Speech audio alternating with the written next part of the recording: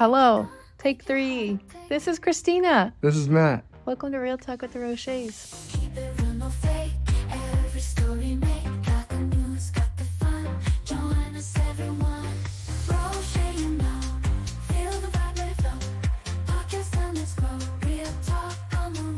We're going to tell you a little background about us. Go, Matt. I was in residential real estate. I played water polo, and I'm starting a new coaching position at a private high school next week. I'm excited for you. Congratulations. Thanks. And we're parents to a little baby Emerson. We have a dog named Maple, and I work in corporate real estate. So we talk about a lot of random things here, fun things, controversial things, all the above. All the things. Shout out to Chastity for helping us edit this episode because we're moving and tired. Very. The first little part of this, well, I will say we're going to do a mini episode today. Probably our goal is 30 minutes. We'll see how it goes. But we wanted to give you some life updates on what's been going on in our life. Yeah. So this week we had movers pick up all of our stuff, and we packed and we cleaned the house and got rid of a million things, and it's been hectic. Yeah, hectic is an understatement. I know you are too. We are both beyond exhausted. I was telling Matt the other day I'm at negative 25% because for the last 6 days we've been staying up till nearly 1 a.m. every morning, packing, cleaning, painting, finishing the house. There's still so much to be done. I feel like it's crunch time, kind of like when an assignment is due. It's like that last minute study panic, and we're getting it done. I mean, the house looks better than it ever has. We're leaving it and not enjoying any of it with the majority of it finished. Yeah. The biggest thing was our exterior of our house, and it's finally completed, and we're going to enjoy it for maybe a day or two, and then we're off. Yeah, when we first got here, we painted some of the exterior, and by some I mean 25%. So we've been staring, and our neighbors too, at a house with paint overspray. So we did black brick and then white accents on the wood, and the trim was white. And so we call it the Great White Shark because the top is like a gray blue almost, and the bottom half was white. So that's great white. Yeah. It was funny, but not. I apologized. I know I don't need to apologize, but every time a neighbor walked past, I was like, I'm so sorry. So sorry. You have to look at it. We're getting it fixed. Don't worry. One day. I said that for 9 months, and yeah. We did. You did. And the siding, I mean, when was this house built? 79. So it was built in the 80s almost, and the wood has just never been taken care of. So we've repaired the majority of the damaged wood, and now it's painted. It looks a lot better. I mean, all the small things like the edge work that our guide helped us with and the crisp, clean edges. He did every little detail. He's honestly my hero. I kept telling him, I was like, thank you.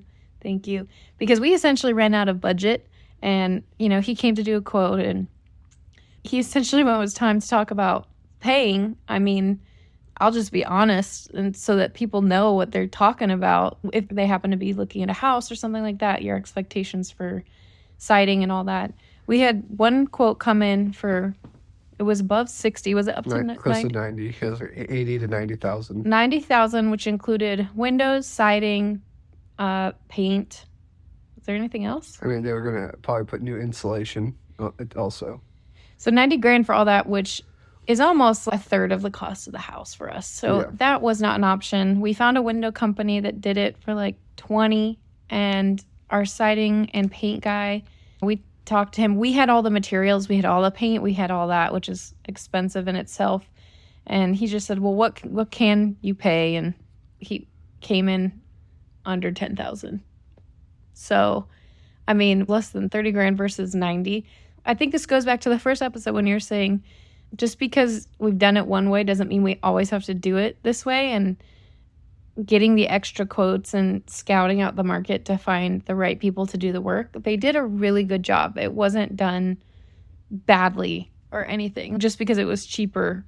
I think the big thing that I've noticed is that you have to find someone that wants to work.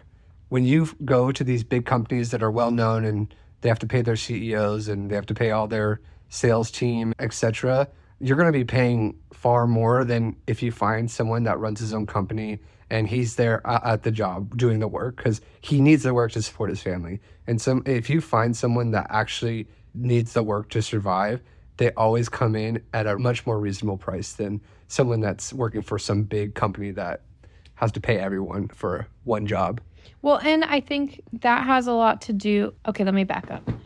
Also, if you can hear crinkling and crackling, we're literally sitting on an air mattress because we're basically sleeping on the floor. There's no furniture in the house, nothing at all. We had talked about it with our current guy that's here. I think a big lesson we learned is going forward, if we ever did this again, which I hope we don't in any future time frame, is hiring someone that comes out to do the quote that is also going to do the work. I really don't like companies that have a sales associate come out and then their crew to work, because I feel like a big majority of what we're paying for is just the admin corporate office versus paying the actual workers who are doing their work. And I don't know what their pay grade is or like how it works, but I would much rather just give someone a lump sum than giving, like, for all I know, these workers are only being paid $15 an hour, $10 an hour. So going with the little guys or smaller local businesses is my preference, just based on the quality of work we got. We hired a larger corporation to do our windows, and they did good work, but we did have to already cash in on the warranty request twice because they were leaking. And that's just, I don't know if they're hourly or what, but I don't know if there's a root cause there. I mean, that's one upside. If there is something that's broken, that they'll come and fix it typically. But I think either side, depending on the type of person that you hire, if the guy that we have right now that's working on our side, if something was broken or wasn't fixed right, he was like, anything that you need touched up or fixed up, just to let me know and I'll come and do it. So I think it goes both ways. You just have to have your intuition of the people that you hire. Like, if they give you a good feeling when you talk to them, I think that will speak volumes to what work you get out of it. Yeah. I mean, also contracts too depends on the person. And with a bigger company, you have a little bit more security with warranties and all that stuff. Versus a smaller guy, if it's just a verbal agreement, then that might change how repairs can happen. But at least with everyone we've experienced that either runs their own company. I mean, our electrician, that's his entire company. And it's just him, and he occasionally hires one or two people to come out and do work. And he's been wonderful. I can't say he's my favorite because I've honestly really enjoyed working with a lot of these small company owners. Yeah, definitely have had positive experiences with people that have worked on our house. I like Charlie a lot. He's our electrician, and he's got 2 kids. I just feel like when you have a family that you have to support, you always figure out something to do to get good work and to get a repeat customer. So that's my opinion. Yeah, and honestly, loyalty, and maybe it's just because I'm emotional, but all the people we've hired where it is a one-man band, I always try and give them more than what we agreed on because I feel emotionally tied to them. Like, I know a little bit more about them. Yeah, it might take a little bit longer to get the paint done. It's taken a week and the siding and all that. Whereas the window company came in, they did it in 2 days because they had a crew of 15 people working. So there's a difference there. But also with that crew, I'm not just going to hand everybody cash, whereas I can do that more often with a one or smaller group of people that I've gotten to know and build that relationship with. So that's that for hiring contractors and what that experience has been. And I mean, going back to just the work we've put in, we have hired external help because we can't do it. We couldn't do what has been done. We did hire movers. We packed the majority of the house with the exception of the kitchen, which essentially we just lined up everything we were going to pack. And the movers came in and wrapped things because we didn't have the right packing material. And they did a great job. And I would always recommend packers going forward. It is so much work to move things around, just getting them all consolidated. And the prep work, even if they're packing for you, there's still prep work that has to be done. We did really good, and I'm proud of ourselves. We posted probably 15 things on Facebook Marketplace and made a good chunk of money. And they were all gone within 1 day or 2 days of being on Facebook Marketplace, which was really cool. I didn't know if we'd get any traction, but everything we had, I think one day it was like 6 people showed up to our house. And they're just like, oh, here for this, and then everything was gone. Yeah. I'm going to say hi, Brent, because I sold your dresser that you gave me 2 years ago, and it has served us well until Emmy broke one of the drawers. And that's officially been handed off to a lovely college student who will get a lot of enjoyment out of it. Just really excited about it because I really liked that dresser, but also I think the cost of moving it was going to be more expensive than the dresser itself. I want to shout out to the moving company because Presto Logistics is the moving company that we used. And it took me a lot to find a good mover because I looked at Pods and U-Haul and every possible one. And to do a pod, you have to pack everything up yourself and wrap it all yourself and make sure everything didn't break and, Tetris it perfectly. And that was going to be $3,500 for a pod. These people come in, take your stuff, they wrap it all for you, they deliver it to you, and they unpack it and put it into your new house for about almost the same exact price. So just look around. I recommend Presto Logistics. They're super legit. Really, their confirmation is great. I just want to let anyone know that is moving soon. They're a great company. Yeah, and we used them when we moved to Texas. So now that we're using them again to go back to California, they gave us a $500 discount for returning customer. And they tag every single item. It depends on where you are, but essentially they'll pick things up in a U-Haul and then put it on an 18-wheeler and then take it over. And last time when we moved from California to Texas, they said, it'll be 3 weeks. They were here like in a week delivering it, which I have traveled cross country before for moves. And the last time I did this, it took almost a month and a half going from California to Washington, D.C. And that blew my mind. I couldn't believe it took that long to get it. So I was really impressed by this company because I do think they are relatively small. One of the guys knew who we had worked with in California, so they all know each other. And again, I just feel very compassionate towards smaller businesses that are doing really great work. So if there's any plugs there, if you're moving, Presto Logistics. That was like our recap for the week, and we also wanted to get into the topic.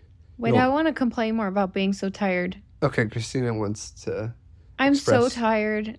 I am so tired. I'm so happy to be going back. And okay, maybe that's all I wanted to say. We're just so tired. We're very tired.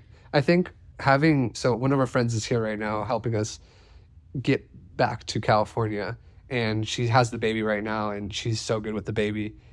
But it's just been, I feel like, not foreshadowing, but like what it's going to be like back at home, having family and friends and people to help out and give us just 30 minutes. She's had her for over an hour and a half, but just giving us a little bit of time to just calm down and relax and take a rest and let our brains just be mush for a little bit. So it's just really nice having extra hands that are there to actually help you and, give you some time to be human for a little bit.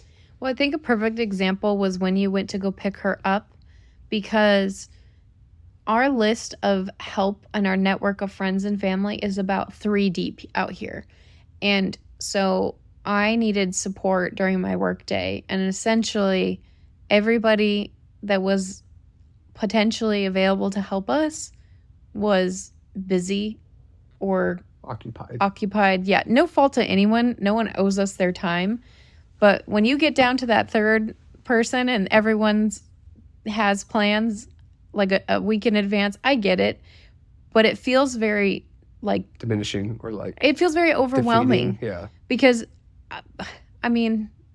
I juggled the baby. I was typing emails. I locked Emmy in my office with me so I could get some emails and calls done for work. The movers came in at the same time. I was gone. Matt was driving to Houston.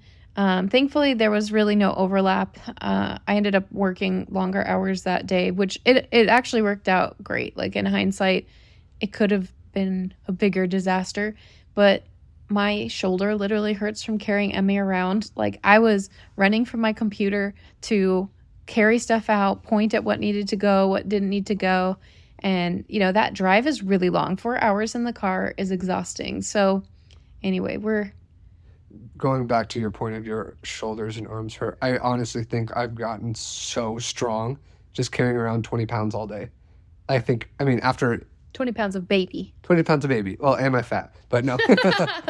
But no, carrying her around, I just feel like this is where dad strength comes in. I feel like this is how you gain dad strength, is carrying your kids all the time.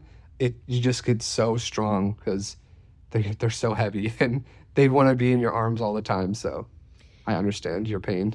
So that's a good segue. I'm sorry I interrupted you earlier. That's okay. We're going to talk about our Texas reflections because today and tomorrow are our last 2 days in the house. And even though we're exhausted, I really wanted to prioritize recording something as our last episode here and we're really going to try and focus on the positive because there's been a lot of hardship throughout this experience. But also there are good things. And I think first is honestly the people. The people I feel comfortable with Emerson is different than the people I just enjoy that I've met here. Like the neighbors have been extremely welcoming. Everyone who walks by the house says hello. They've stopped to get to know us. They talk to us. They want to see Maple. They love to see the baby. I mean, it's amazing. All the way around the block, I probably know at least 10 or 15 neighbors just from seeing them. I definitely know all the dogs. Don't know their names, but I probably know all their dogs' names. And that's been really special. And our neighbor across the street, Robin, who's near and dear to my heart, she has just been an angel to us. She has helped us with our yard care and just general, like things family members would do for you that I wouldn't ever expect that, especially in California. We've lived in this house we're moving back to before, and I've met a handful of neighbors, but it's not like that family dynamic that I've experienced here in Texas. I agree. And I mean, Robin loves Emerson. She's like the highlight of her day every time she gets to see Emerson. So it's been really nice for her to have a little sweet little mush ball to snuggle up to. She's just been so sweet to us, and she's so kind and caring. And I feel like there's a lot of people like that here, and it's infectious. I feel like how they treat you, you just want to do the same back to them. And I mean, I've been living in California for 28 years. I never had a relationship like this with any of my neighbors. And we moved here for 2 months and immediately have this connection with someone. I would just say that it's very common here compared to what we've experienced in California. There's good people in California. You just have to find them. Yeah. But I feel like the dynamic in California is you close your door, you wave, and that's about it. Like, you just don't get to know your neighbors the way you used to, at least how I grew up. And going back to Robin, I feel like she taught me so many life lessons, and I feel like she healed a part of me, as goofy as that sounds. And I want to share a story about her because from the beginning, she came over, said hello, was so happy and nice to see us. And we said we didn't have a lawnmower, and she goes, "Can I mow your lawn for you?" And we were like, "Oh, okay, are you sure? Do you mind?" She's like, "No, I'd rather be outside. Your house has shade, mine doesn't. I get my exercise in. You guys get your lawn mowed. I just love being outside. I love your yard." And we were like, okay. So she did. And we brought her a couple little gifts, just like some little treats and flowers and thank you card. And we didn't expect it to be a regular thing. Well, the next week comes and she says, "Hey, can I mow your lawn today?" And I'm like, yeah, that'd be just lovely, but also don't feel obligated. And, now I really struggle with accepting help. I feel like a lot of my life I have had to just do things on my own. And so having somebody give to me, I feel like there's always a hidden agenda, some kind of I don't know. Some type of reciprocation needed. Yeah, I feel guilty receiving. I'm a giver. I'm not used to receiving in that way. So Robin brought over a friend who had been helping her in her yard. So now we had 2 people working in our yard. And at this point, it had been like a month or 2. Pretty much every week we'd write her a thank you note, something small. One time we bought her some, sunflower things and la, la, la. It doesn't matter. The money doesn't matter to me because I was going to be paying probably a landscaper anyway. So one day, Robin marches up to our door, and she didn't send a text or anything. She just comes, knocks on the door. And I'm like, oh my gosh, hello, nice to see you. And she's a little petite, and I open the door, and she stomps up to me and shakes her finger in my face and says, "We're going to have a come to Jesus moment." And my heart just sinks. And I'm like, see, I knew that there's always some attachment, and I'm just waiting like, I can't mow your lawn anymore because your dog's in my way, or I don't know. My mind is racing in like 14 different directions. And so she's shaking her finger at me, and she grabs my hand, and she takes her hand and puts all the money that I had given to her and all the cards into my hand. And she goes, now I find it extremely disrespectful that you're trying to pay me for the work I'm doing, and I'm doing it because I care about you guys. And I was speechless, honestly. And poor Matt, he's heard this story like 14 times, but it was a big moment for me because it was like she fully gave me permission to not feel guilty.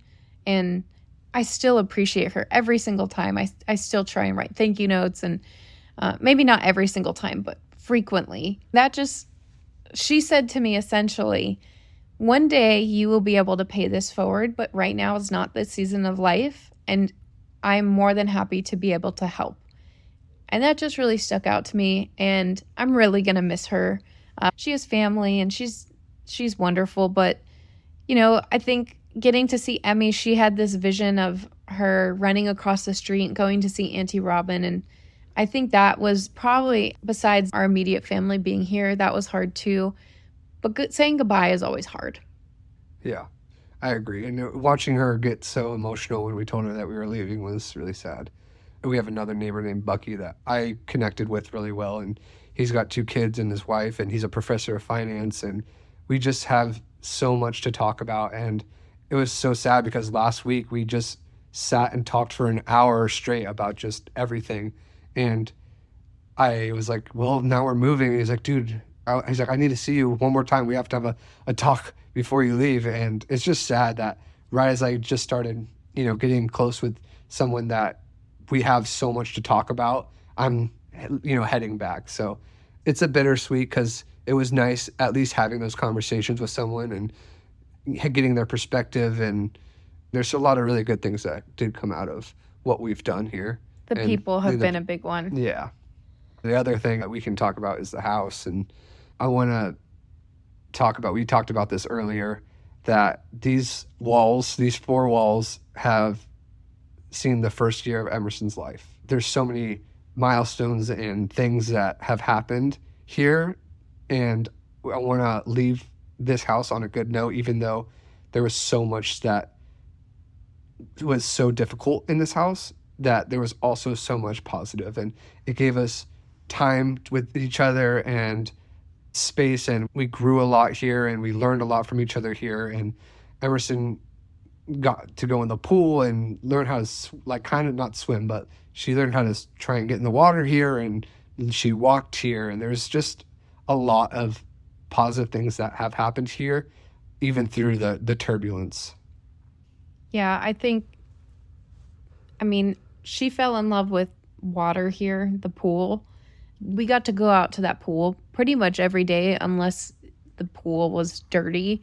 And it just makes my heart happy knowing we named her Ocean and she loves water. That would have been unfortunate if she didn't like water. When we first came here, she was not rolling onto her belly, and she learned, literally at this point, she can just run up the stairs. She tries to walk down them, which is wild. And another big portion of that is being appreciative for what we had in California. When we were there, you get into a routine, a groove, and you had never lived outside of Lake Forest before this. And I think coming out here, there are things we've enjoyed and appreciated, but I think it has helped us grow in a lot of ways to move back and really not take for granted what we have access to. I agree. Should we talk about the one weird neighbor incident? Yeah, Christina had one unfortunate encounter. This is the only negative encounter that has happened in Texas so far. And I'm genuinely curious what people think about this situation. If I was in the wrong, totally open to hearing it. But also, the whole situation was strange. So maybe everyone's the jerk in this situation. Maybe it was him. Maybe it was me. I don't know. So in our neighborhood, there is no sidewalks at all. And it's very hot. Like the last 4 or 5 months, it has been between 90 and 100 degrees or higher. And so with Maple, when we take her for a walk, I have to be very careful either going early in the morning or late at night because the pavement is too hot. So when we're walking, usually she's walking on the street. And since Maple was a puppy, one of my neighbors back in DC taught me you want to be conscious of people's lawns. Don't let them just go running crazy. Here's the common courtesy. And across the board, always pick up their potties. Okay, I don't know what the word to use there is. And that's how I've always been. I can only think of 2 occasions where Maple went to the bathroom and I didn't have a bag, and I went to the dog station, I don't know, a mile away or wherever it was on the trail, and went back and picked it up. Especially if it's not in my own yard, I always am very conscious, and I'm very self-conscious of my dog being in somebody else's space. It causes me a lot of stress and anxiety, quite frankly. So anyway, we're walking, and I don't usually let Maple go more than 2 feet on the grass unless I felt like, okay, we got halfway down the street, Maple's panting, she's very overheated, then I'll just let her walk like 2 feet onto someone's lawn.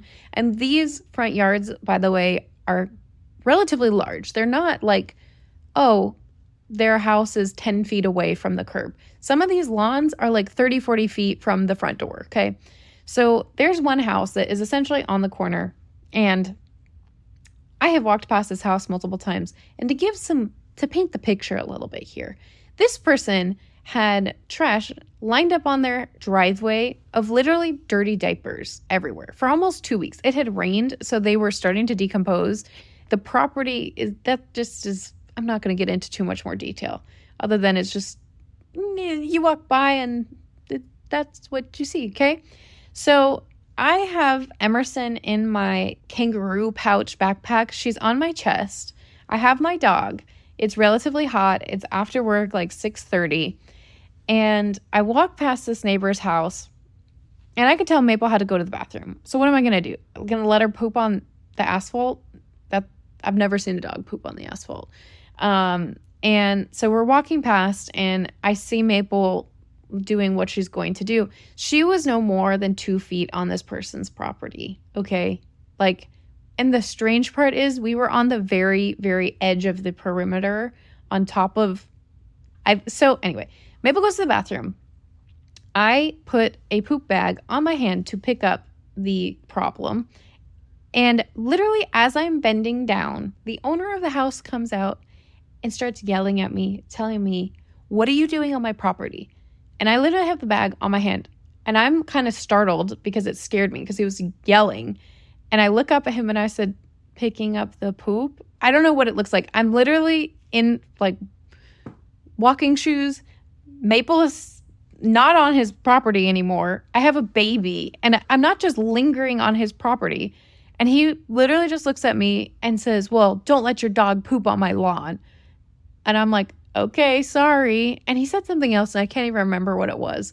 But it was a really weird interaction. I was so flustered. It honestly gave me anxiety for almost 3 weeks. I didn't walk Maple after that. I only let her run around on a yard. And it just made me panic. Because, like, what am I supposed to do? There's no local parks. There's no sidewalks. We had, at the time, our fence was down. And I wanted to be conscious of Maple not going into our neighbor's yard in the back, even though we had talked to them and they didn't mind.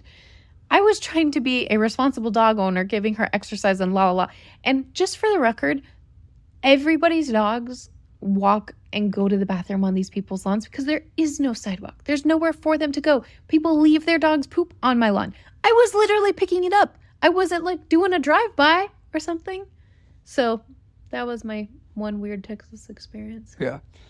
I think another positive thing is that I don't know if this is just because we had a really cute baby or what. Wait, I want to know your opinion before we move on. I understand how people are crazy because this world is full of crazy people, but I don't really understand the problem. Well, wait. And also, the fact that I was not on this person's property for less than 1.5 minutes was like, that one really confused me. Like, he must have just been staring out the window, which is strange. I don't know if this has anything to do with it, but he had like a bunch of really fancy, nice cars in his garage. And I don't know if he's just super paranoid that, I don't know. He just seemed really paranoid about everything, but I wasn't there. So I don't know the interaction too well, how he was, but I don't understand it. That's for sure. It's like, dog's got to go. Yeah. Okay, on to your point. Unless you're rolling around in the grass and there's, I don't know. If your dog was off leash, just running into their bushes, I could understand. But anyway. Yeah. Okay. I feel like if you clean it up, there's no problem. But back to another thing with positive thing. That was our negative encounter. But another positive one was at the grocery stores and going to Lowe's and Home Depot and Walmart and Kroger and whatever. We always had so many positive interactions with Emerson.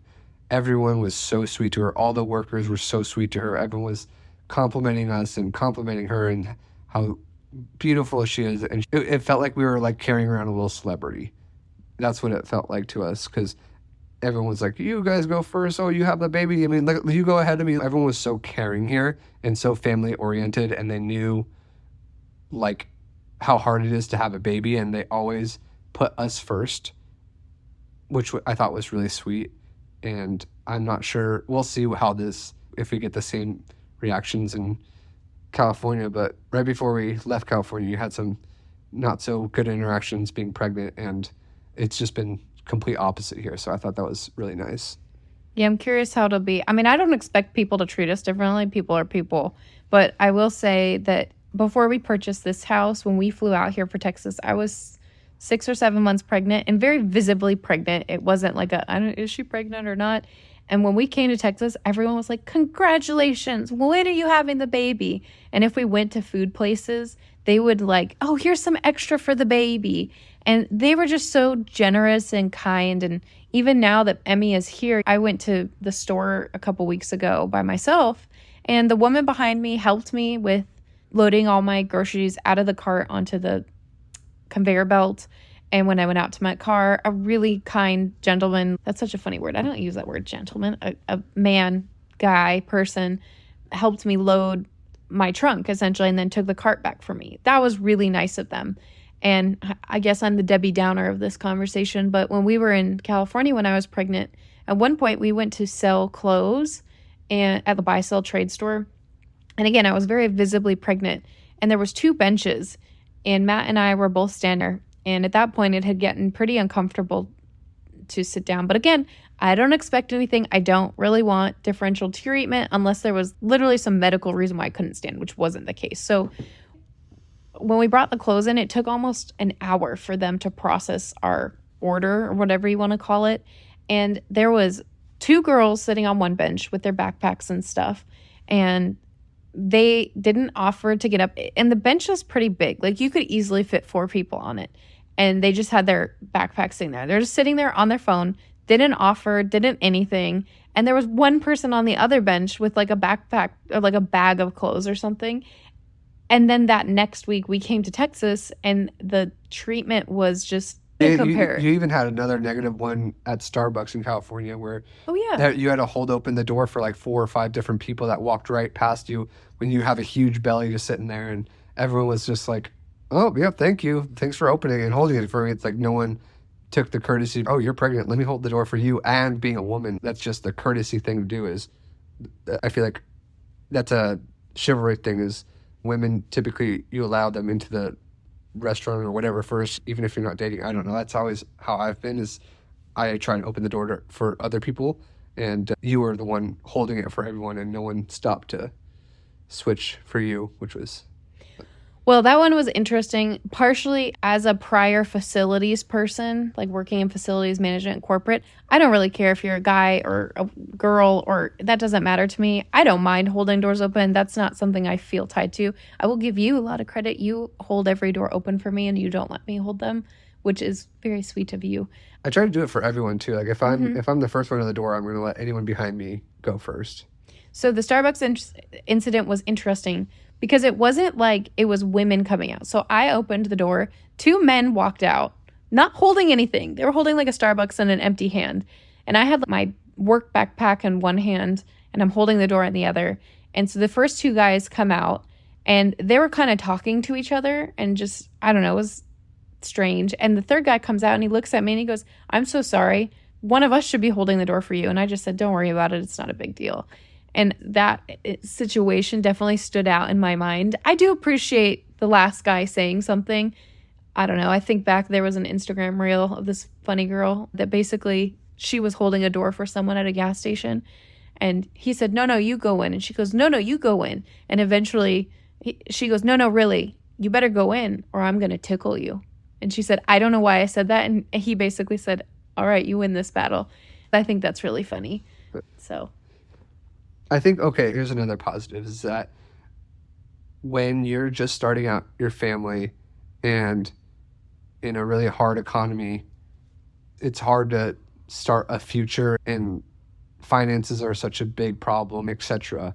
And I think that the positive of this house is that we did so much work to it that it will be nice to have made money leaving instead of like... Hopefully, we don't know yet. Yeah, well, I mean, we'll hope. But a nice start to the future is, okay, even though it's not like we're losing money as we go, which some people that bought their houses in like 2008, 2009 or sold right before COVID or whatever, it's like they missed out on opportunities where I think that at least we'll start off with, we can make some money by all the work that we did put into the house. So yeah, I think that's another positive. Yeah, I think having privacy too, and getting to, not that we used it much, because in the sense of like, we always had the baby. Yeah. And so, you know, in my mind, it's like, oh, we'll go on dates and do these things, and we'll have so much fun playing video games together, and we'll be in different rooms, but we'll be connected, and no, that never happened. But definitely having our own space just to run around the house and have Emmy running around butt naked was hilarious. Yeah, another thing about that is when I have to shower with Emerson and we get out of the pool, and it's nice being able to just change in any room, and you don't have to worry about other people in the house, and that is nice. Yeah, that was nice. It's real life. Yeah. I mean, yeah. There's like 14 closets. We had all of our clothes in 1, 2, 3, 4 locations. So trying to get dressed in one spot was nearly impossible in this house, which I honestly do think it was a little, for us and 2 people, a little bit of too much space. So anyway, we're very grateful for this house, and I really hope the next owners are going to enjoy it and that they'll get along with all the neighbors, because we got really lucky. Our neighbors across the board are very nice, and that's not always the case. So we'll end it on that thought. And we're excited to come back home and start new chapters, and we'll have more friends and family there, and we'll be doing different jobs, and it's going to be another new experience. So I think we're proud of ourselves for what we've accomplished in Texas, and we're also really excited about the future in California for the time being, for however long we're there. So the next time you listen to us, we will be in California, and we'll be very grateful to be back. So bye. So long. Suckers.